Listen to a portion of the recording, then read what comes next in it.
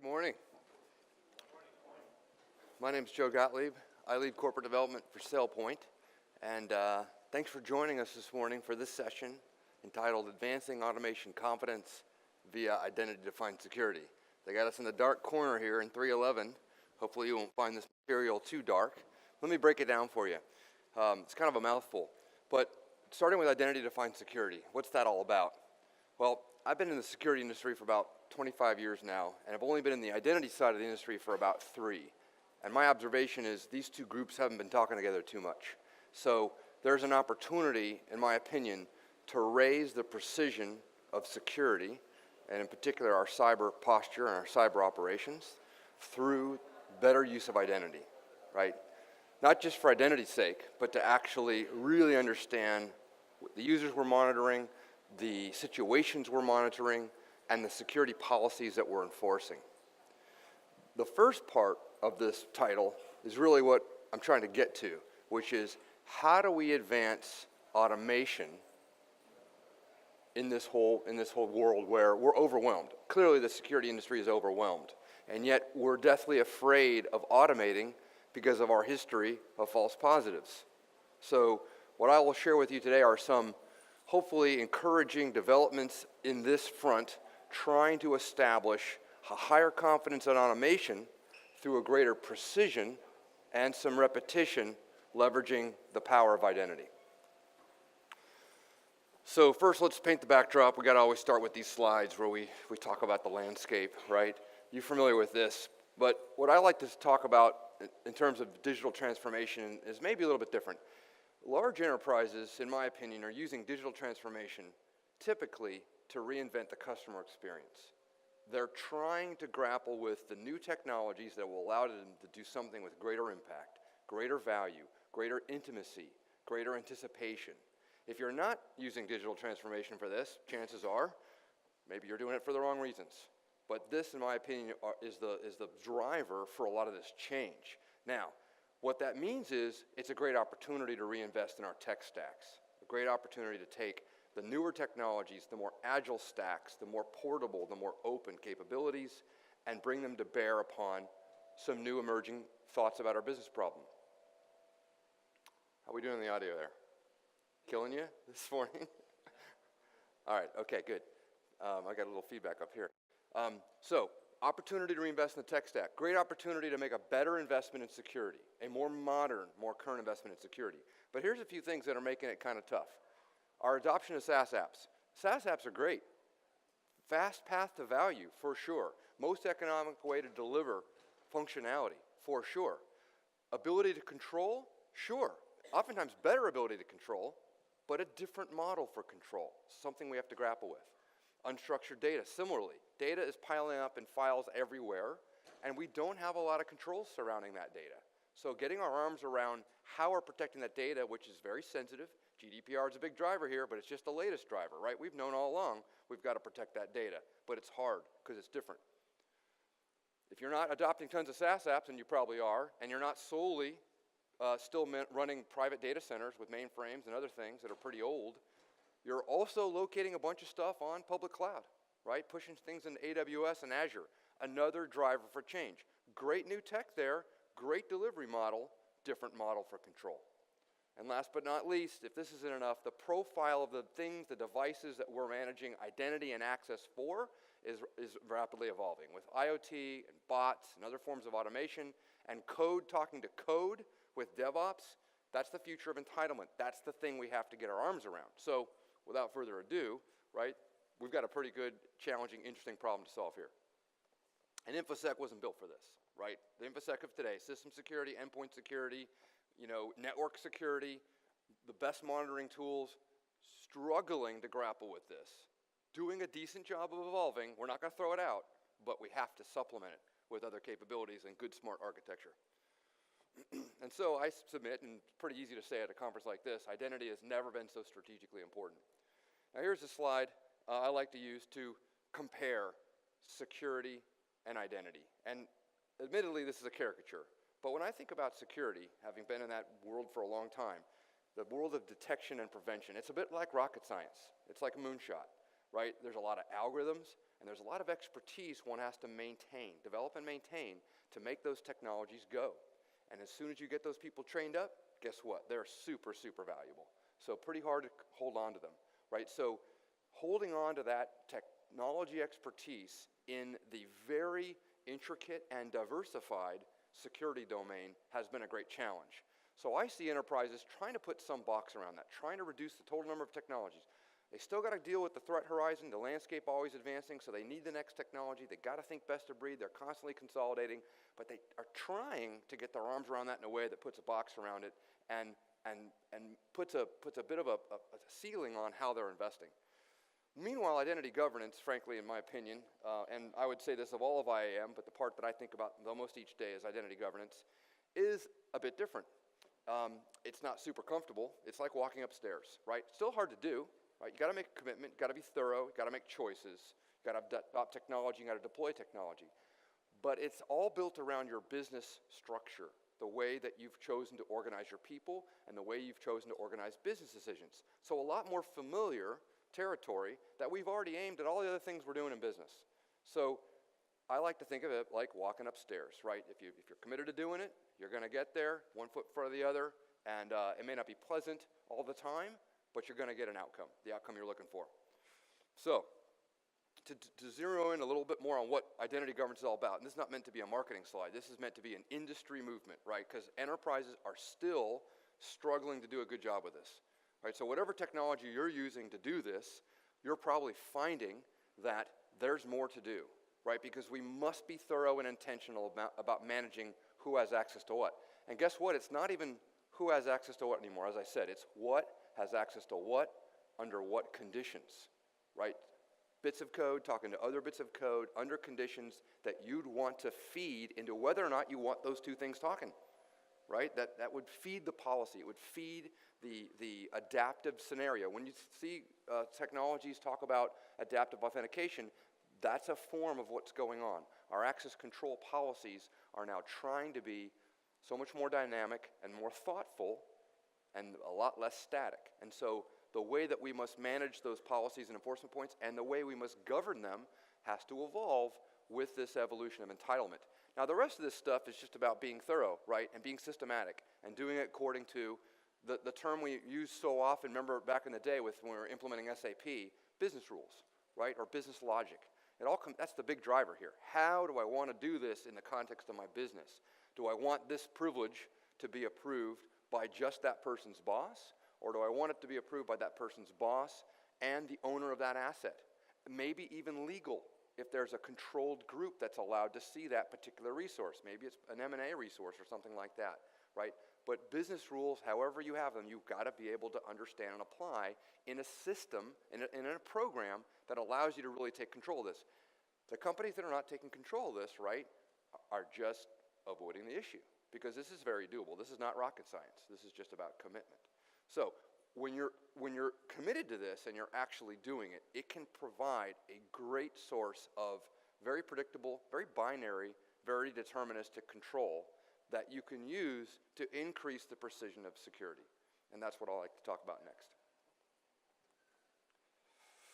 But first, zoom out on the landscape, right? I was just talking about identity governance. Identity governance is happening inside a broad set of things that are adjacent to it on the map in identity and access management. You throw in some directory, you throw in privilege, right? These are the main pieces of real estate that are really important to make sure are working well together, that are having good positive relations, so to speak, sharing information, sharing policies where necessary, right? You got the front door that is really driving the end user experience. Ping is clearly a lead player in this, and there are plenty of others, right?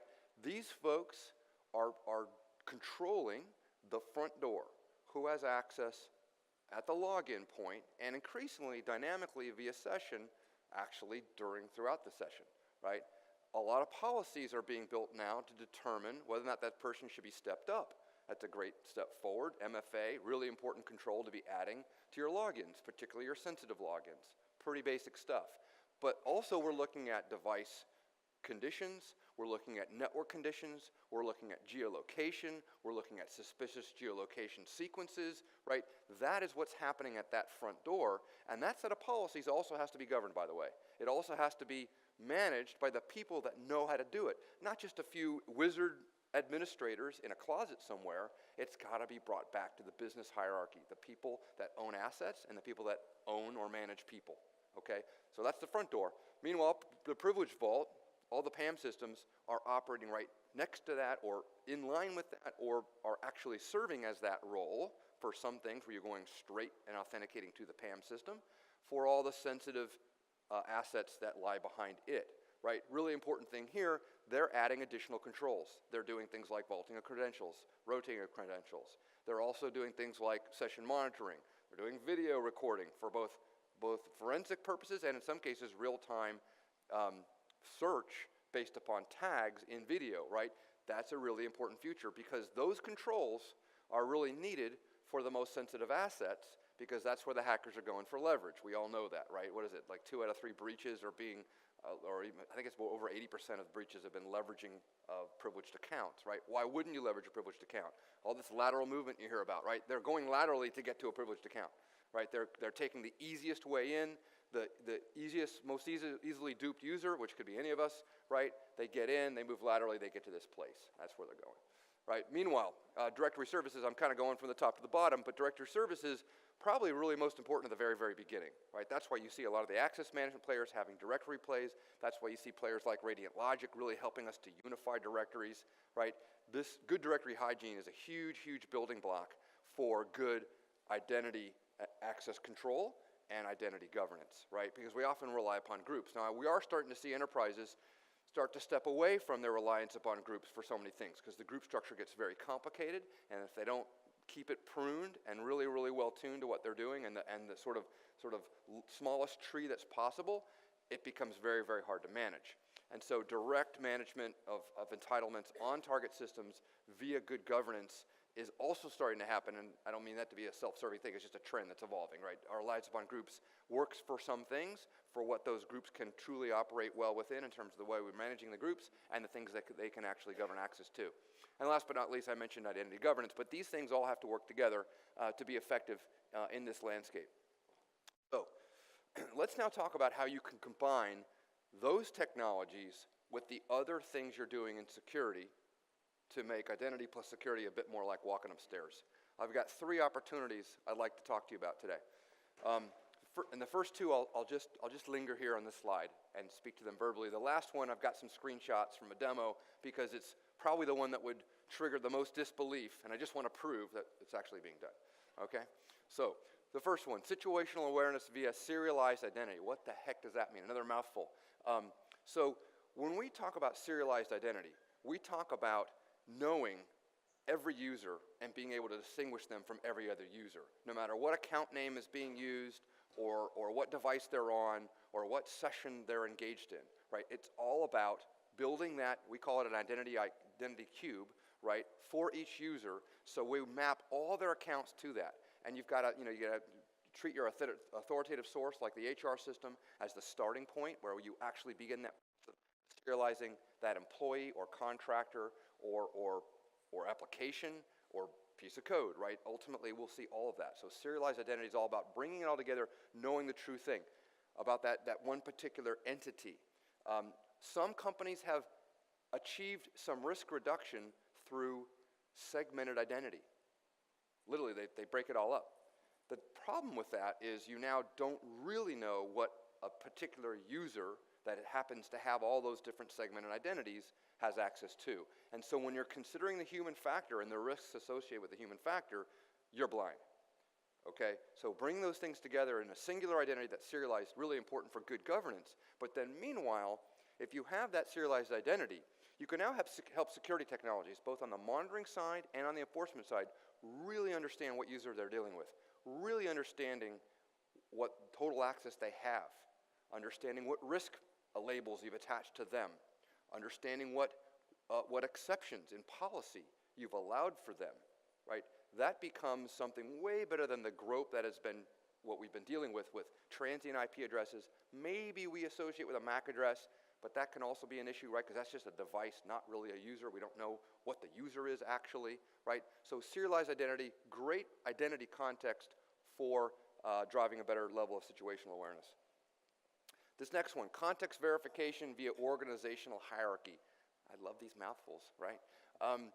So identity governance, as I said before, has to understand the organizational hierarchy. Who reports to whom, right? That's just something that's it's a given requirement when we try to figure out how to build these workflows and these approval cycles, right? So, but that's a great asset to tap into when you're triaging a suspicious activity, right? I might love to just ping the supervisor and say, hey, is Joe in China right now? Did you approve travel for Joe to be in China? Because I'm getting this really weird access into one of his accounts. It happens to be a sensitive account, and it's coming from China. I haven't even had the chance yet to decide to connect whether he also just logged in from St. Louis, but that's the geolocation, the suspicious geolocation scenarios that could also be vetted here. But in both cases, a context verification can be a very powerful way to tap right into the business flow, the people that know, right, and have a great leap forward when you're trying to triage the situation. So imagine the SOC not being able to do this. Now, I've actually seen some SOCs building this the hard way, where they're literally starting to tap into HR systems and other systems that are way beyond their reach, typically, right, with crazy scripts and the like. There are easier ways. This stuff is sitting right there in an identity context to be shared for these technologies to take advantage of. Now, I admit, it is early days. This is something that I've been sharing with these vendors. We've been talking about how to do it. There's some very, very early stage progress steps in this. But for example, the SIM and UBA guys, they typically look at events in an event format, right? And having a lookup table to be able to map what they see in a username, whiz by in a packet, and map that to a serialized identity, then say, oh my gosh, that person has huge, huge access. I'm going to prioritize that alert. It's going to take a little work, but we're getting there. Last but not least, automation competence via pattern workflows. And so this is the thing that I want to show you a couple of screenshots just to prove it's actually possible today.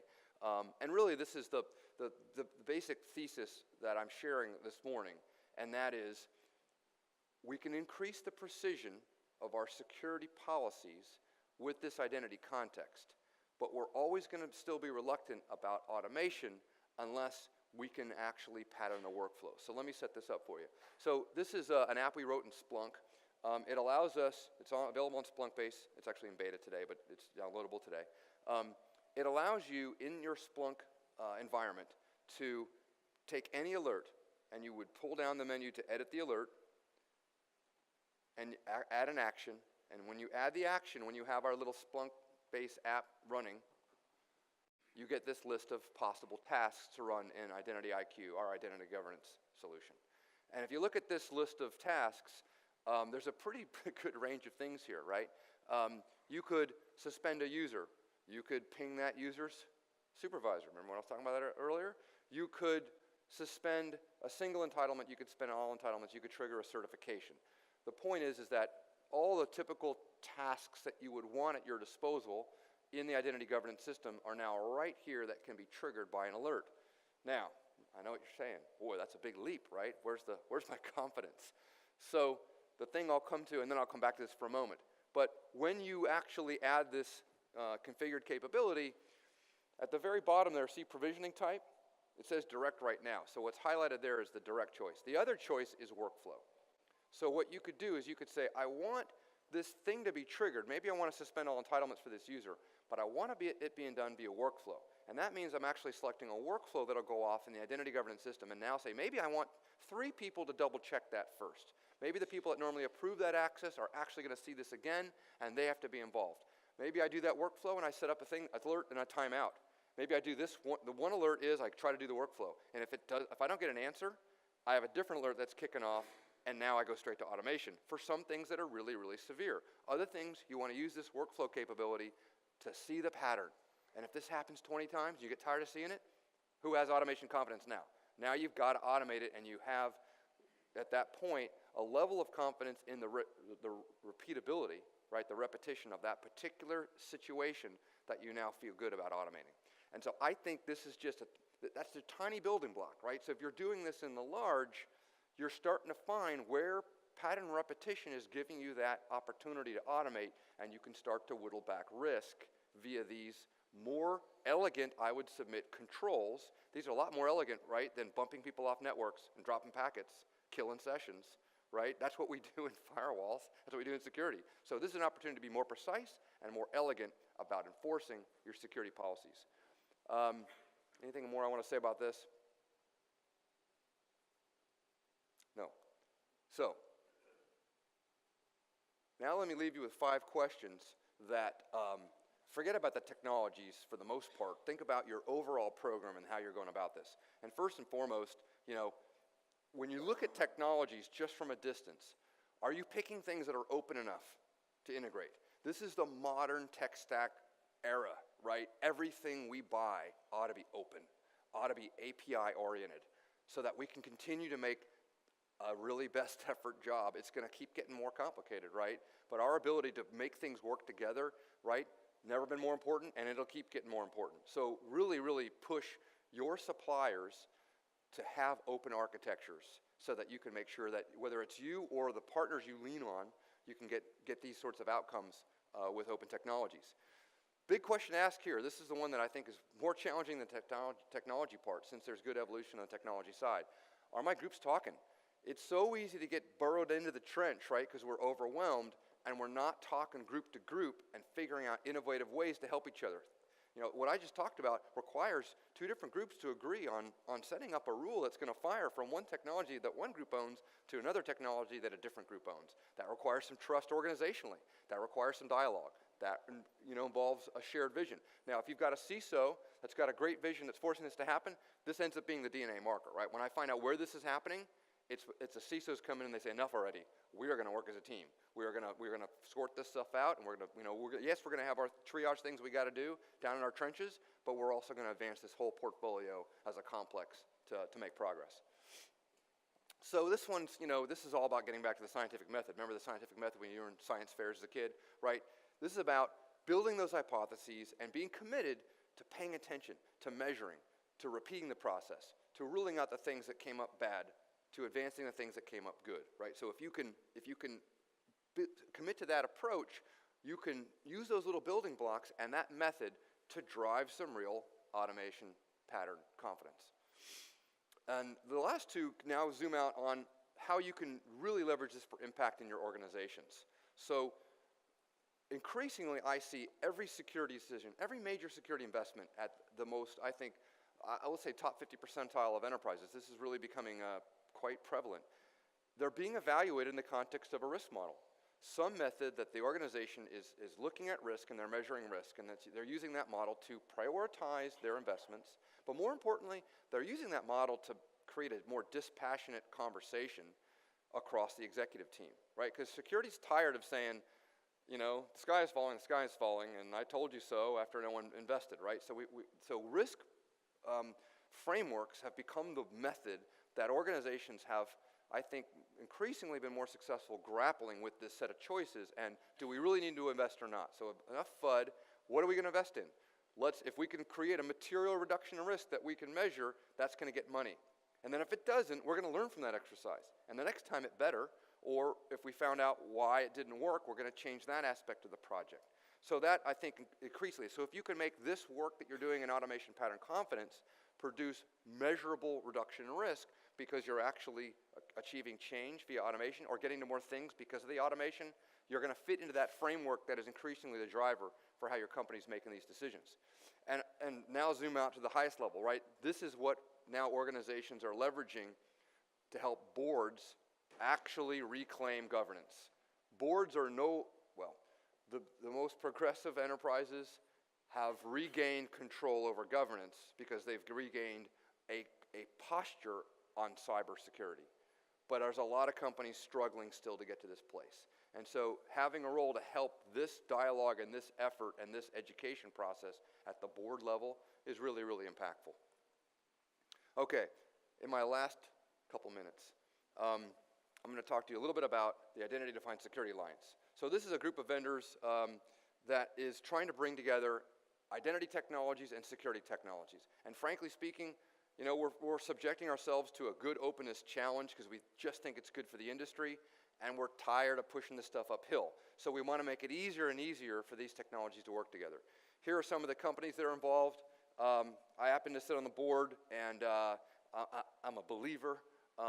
It's taking work to get these messages out there, but what I'm starting to see now is a set of controls that we can actually put together to bridge the gaps between these identity technologies and these security technologies. And so this is really the work product of this effort, and we're actually soliciting, I'll use that term playfully, we're soliciting end users to join this cause because we've got to get steered by the enterprises that are grappling with these technologies. As vendors, we've signed up, we think it's going to help us. It's going to help us work better together. It's going to work us produce work product like these, right? But these critical controls now can help you arc the circuit between these different technologies, and we're also giving you some models, like capability maturity models, to actually help you track progress on your journey towards what do maturity models do? They help you become more data-driven, right? They go from basic manual processes to automated processes to measured or reported, ultimately to optimizing, right? Optimized was that distant, far, never achievable step in most of the old models. We're using optimizing just to say if you're measuring and you're seeing where you could make improvements and you're deciding on a prioritized basis where to put resources behind those improvements, that is optimizing, so the highest level there. So there's a session actually on this particular control, this critical control number 2, certification of privileged accounts, later today. There's actually 5 or 6 master sessions that IDSA is presenting, and they're this afternoon. And this one in particular is being presented by my colleague Adam Creaney at 5 p.m. today. So if you want to check that out, do so. If you want to check out IDSA, we're at idsalliance.org, and we'd love to have you to be part of the initiative to really help drive this change in identity-defined security, and hopefully, based upon what I've been sharing today, you can get to some automation pattern confidence along the way. Thanks very much.